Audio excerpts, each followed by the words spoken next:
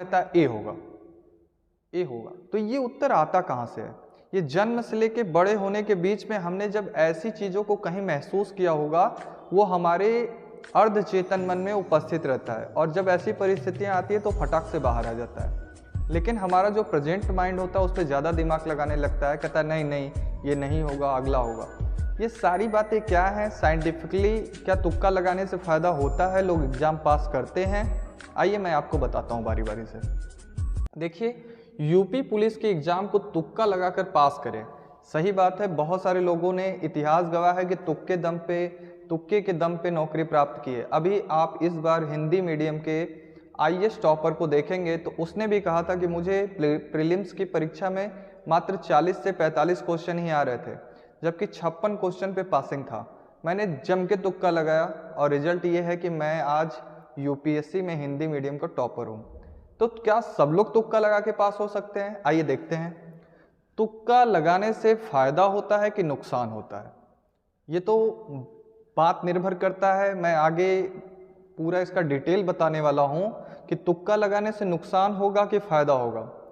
ये पता चलेगा कि निगेटिव मार्किंग है या नहीं है, और निगेटिव मार्किंग है तो कितना है, और तुक्का मारे तो कितना मारे। सबसे पहले बात आती है कि यूपी पुलिस के एग्जाम में टोटल प्रश्न कितने हैं? 150। समय कितना है? 120 मिनट। और एक प्रश्न को पढ़ने के लिए लगभग हम लोगों को कितना समय दिया जा रहा है? 48 सेकेंड। 48 सेकेंड में एक प्रश्न को पढ़ना भी है, हल भी करना है। आप ईश्वर के अवतार तो है नहीं कि 150 क्वेश्चन को 120 मिनट में सारे प्रश्न को पढ़ भी ले और सारे प्रश्न का उत्तर सही दे दे। मैं आपको दावे के साथ बता सकता हूं कि जो 35 से 40 लाख फॉर्म पड़ेंगे और 60,000 पद को भरना है, इस 35 से 40 लाख में महज 10,000 भी बच्चे ऐसे नहीं होंगे, 10,000 भी बच्चे ऐसे नहीं होंगे जिनको कि 150 प्रश्न में से 70 क्वेश्चन सही सही आ रहे हों। तो मेरी यह राय होगी आप लोगों के लिए कि डिमोटिवेट ना हो, ध्यान से समझे जो अब मैं बताने जा रहा हूं। देखिए, तुक्का लगाने का वैज्ञानिक तरीका क्या है?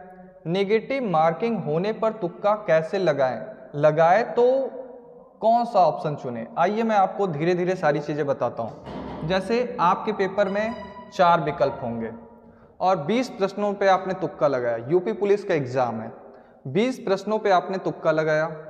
20 प्रश्नों पे तुक्का लगाने के बाद आपने सारे विकल्प को ए चुना है। तो एक paper setter 4A, 4B, 4C, 4D के हिसाब से पेपर सेट करता है, क्योंकि 4 विकल्प है। तो 0.25% संभावना होती है कि विकल्प ए सही होगा, बी भी उतना ही, सी भी उतना ही, डी भी उतना ही। अगर आपने सभी को मारा है क्या? A, B B, C D D, मतलब कि 5 का ए, 5 का बी, 5 का सी और 5 का डी।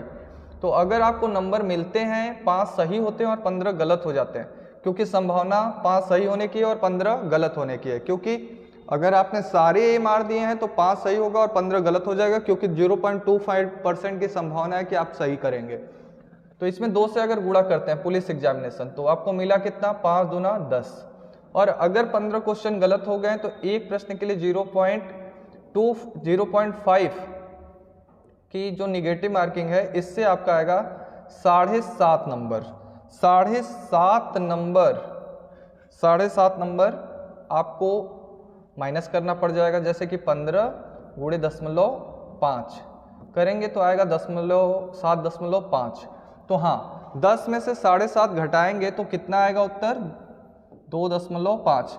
तो देखिए, आपने 5 सही किए, 15 गलत किए, तो आपको फायदा कितने का हुआ? 2.5 का। जब आपको एक भी विकल्प नहीं आ रहा था तब की बात है ये, जब आपको कोई ऑप्शन नहीं आ रहा था तब। लेकिन जब आपको एक विकल्प पता हो कि मुझे ये पता है कि ये वाला नहीं होगा, उत्तर इन तीनों में है, और आपने 21 प्रश्न किए, लगातार 21 प्रश्न के उत्तर ए मार दिए या बी मार दिए या सी मार दिए, तो होगा क्या कि 7 सही हो जाएगा। 7 7 7 मारा है तो 7 सही होगा और 14 गलत हो जाएगा। 7 सही होगा तो 14 सही हो जाएगा, 14 नंबर मिलेगा आपको। एक प्रश्न 2 नंबर का है तो 7 दूना के 14 अंक मिल जाएंगे। और 14 गलत हो जाएगा तो 7 घट जाएगा, 14 पचे 70, मतलब 14 में से 7 गया तो आपको फायदा कितने का हो रहा है? 7 का। यानी कि अगर एक विकल्प बस आपको पता था कि ये नहीं होगा, बाकी भी उत्तर इन तीनों में छुप कर बैठा हुआ है और आपने 21 प्रश्न अटेम्प्ट कर दिए, तो आपको फायदा कितने का हो रहा है? 7 का। ये बातें हो रही यूपी पुलिस एग्जाम में, जहां की 0.5 की नेगेटिव मार्किंग है, यानी कि 1/4 की नेगेटिव मार्किंग है।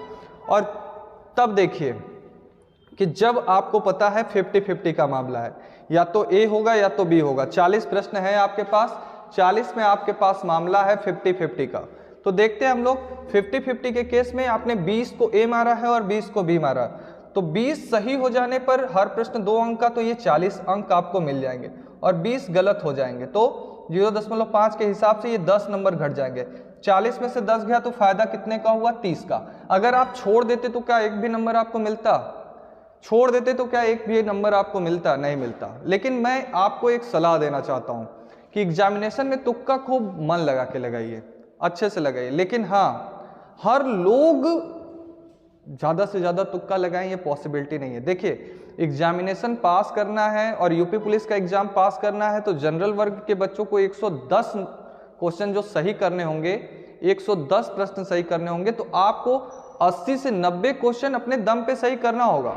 आप तुक्के के दम पे 10-20 क्वेश्चन बढ़ा सकते हैं, 10-20 क्वेश्चन आप तुक्के के दम पे बढ़ा सकते हैं।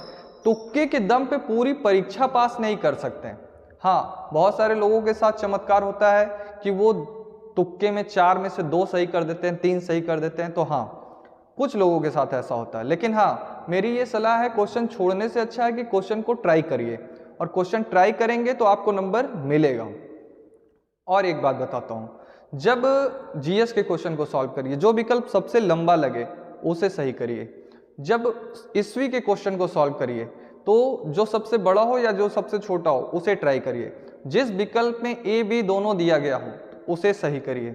और जब मैथ के क्वेश्चन सॉल्व करिए, मैथ और रीजनिंग के क्वेश्चन को सॉल्व करते समय इस बात का ध्यान रखिए कि आप जितने क्वेश्चन रीजनिंग के किए हैं, आप ध्यान दीजिएगा कि इसमें बी ज़्यादा सही हो रहा है कि सी ज़्यादा सही हो रहा है, और जो ज़्यादा सही हो रहा है एक लाइन से पूरा उसी को रंगिएगा, इधर उधर मत भागिएगा, चित्र मत बनाइएगा डायगोनल, आप उसी को सही करिएगा। मैक्सिमम रीजनिंग में या तो बी को पकड़ के चलता है या तो सी को पकड़ के चलता है। आप अपने आंसर की से उसको ट्राई करके देख लीजिएगा। यही काम आपको मैथ में भी करना है। अगर आप बात को समझ रहे होंगे।